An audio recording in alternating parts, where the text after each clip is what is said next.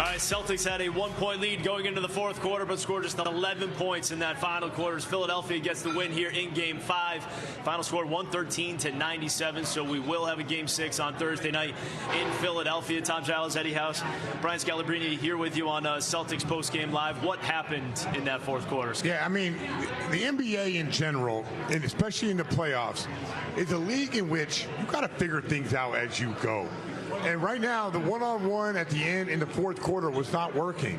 And there were times where you could drive the ball. If you look at what Philly did, they would drive it, kick it, and then they would get a wide-open shot. In the fourth quarter, the way we slowed down and played, it fell right into Philly's hands. We were playing faster, and then all of a sudden, Philly just started making shots, and it felt like we lost our swagger, our ego. Eddie?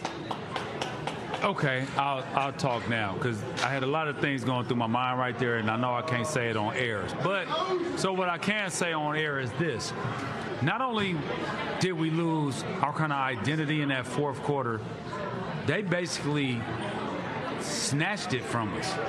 You know, they put pressure on us. We didn't put pressure on them. Grimes had 9 points in a little stretch. He had 2 threes, and he got fouled, and he went to free throw line and made 3 free throws. He had 9 points. You start looking up, you start looking at guys that's not supposed to be having X amount of points. You're supposed to at least cut their water off. We didn't cut their water off. Embiid was getting to his spot. Well, we know where his spot is at. It's going to be over there kind of by the block, a little bit off the block. It's going to be elbow to elbow free throw line. That's where he's going to get his money at. Then you start talking about Tyrese Maxey. Now we're going to be in trouble with him because he's feeling himself. We didn't do anything in the fourth because the first thing I thought, we up 1 in the fourth. ESPN just said the Celtics are in trouble with Joel Embiid after Boston fell to the Philadelphia 76ers 113-97 in Game 5. And I need to stop you right there, ESPN. Because what you just watched was one bad quarter. One bad quarter from a team that still leads the series 3-2. One bad quarter from a team that has been the best team in the Eastern Conference all season long. One bad quarter from a team that has already won 2 games in Philadelphia in this series. And now you want to say the Celtics are in trouble? Come on. Let me break this down for you because nobody else will. The first 2 minutes of this video show the Celtics post-game crew trying to make sense of what happened. And listen to what they are saying. They said the Celtics had a 1-point lead going into the fourth quarter, and then scored just 11 points in the final quarter. 11 points. In a playoff game at home. With a chance to close out the series.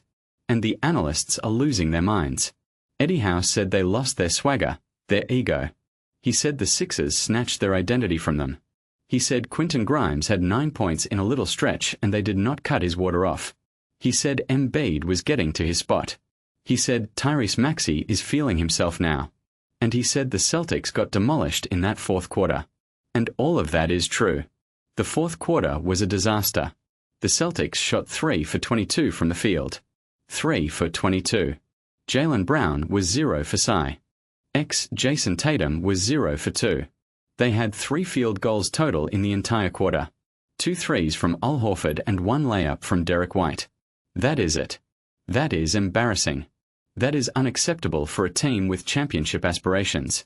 But here is what the analysts are not saying. It was one quarter. One bad quarter does not erase 3 wins in this series. One bad quarter does not make Joel Embiid a different player than he has been his entire career. One bad quarter does not mean the Celtics have forgotten how to play basketball. The analysts even admitted it. They said, "We are not going to overreact to this game. But you do have to take heed to it and pay attention." Exactly. Take heed. Pay attention. Do not hit the panic button. Because the Celtics are still the better team. The Celtics are still leading the series. And the Celtics are going to have a chance to close this thing out in Game 6 in Philadelphia. Now let me talk about Joel Embiid because ESPN wants to act like he is the reason the Celtics are in trouble. Embiid had 33 points in this game. Great. He is supposed to have 33 points. He is the MVP. He is supposed to dominate. But here is what the analysts pointed out. In the first half, the Celtics were forcing Embiid to shoot threes. And he was missing them because his legs are not fully back from the injury. So what did the Sixers do? They made an adjustment. They started getting him closer to the rim. They started getting him to his spot. The elbow. The free throw line, the block. And the Celtics did not have an answer. The analyst said the only guy who can give Embiid any resistance is Kristaps Porzingis. And Porzingis was in foul trouble.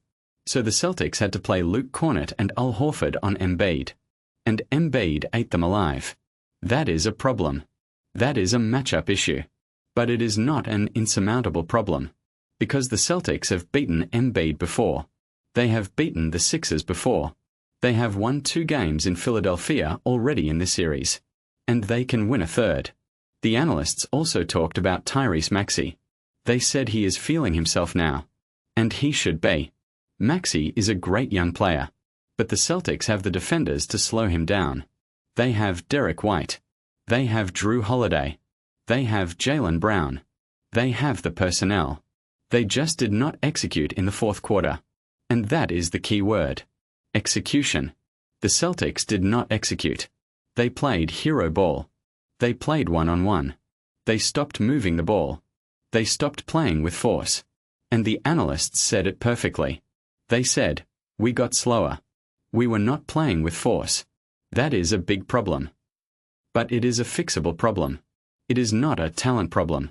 It is not a coaching problem. It is not a roster problem. It is a focus problem. And focus problems can be solved in 48 hours. Now let me talk about the bigger picture. Because ESPN wants to act like the Celtics are on the verge of collapsing. The Celtics still lead T. He series 3-2. They have 2 chances to win 1 game. Game 6 in Philadelphia. Game 7 back in Boston. The Celtics have home court advantage in a Game 7. And Joel Embiid has never won a Game 7 in his career. Never. The analysts talked about the Celtics needing to respond. They said the most important thing is the response. How do they come out in Game 6? Do they come out aggressive? Do they come out focused? Do they play for 48 minutes? And I think they will. Because this Celtics team has been here before. They have been through playoff wars. They have lost games they should have won. They have blown leads. And they have always bounced back. Jason Tatum and Jaylen Brown have played in multiple Eastern Conference Finals. They have played in the NBA Finals. They know what it takes to win. And they are not going to let one bad quarter define their season.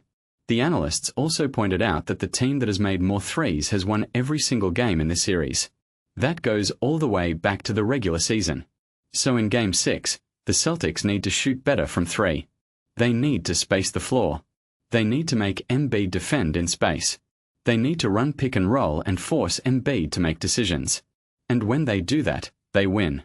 Because Embiid cannot guard the pick and roll and protect the rim at the same time. That is his weakness. That is how you beat him. And the Celtics know that. The analysts also talked about the Celtics going up 13-0 in the first half.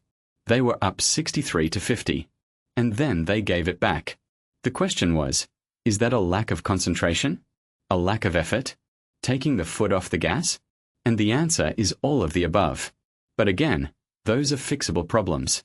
Those are not structural problems. The Celtics are not a bad team. They are not in trouble. They just had a bad quarter. And bad quarters happen in the playoffs. Even to great teams. The 2016 Warriors lost a game in the finals after being up 3-1.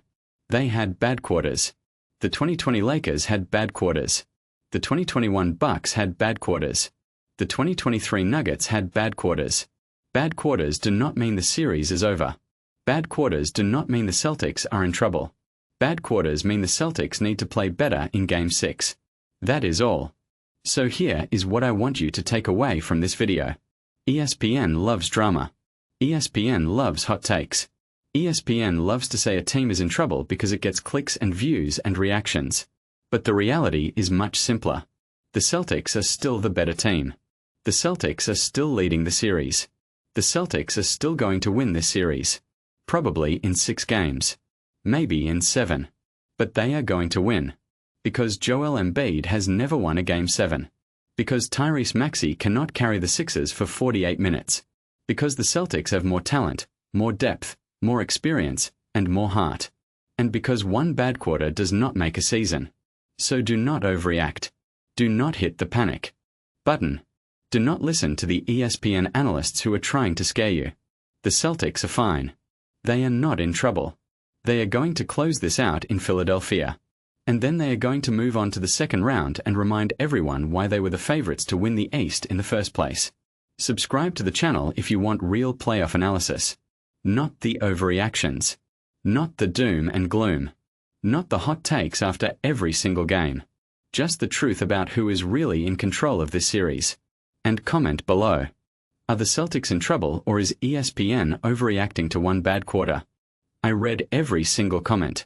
Now let me know your thoughts and get ready for Game 6.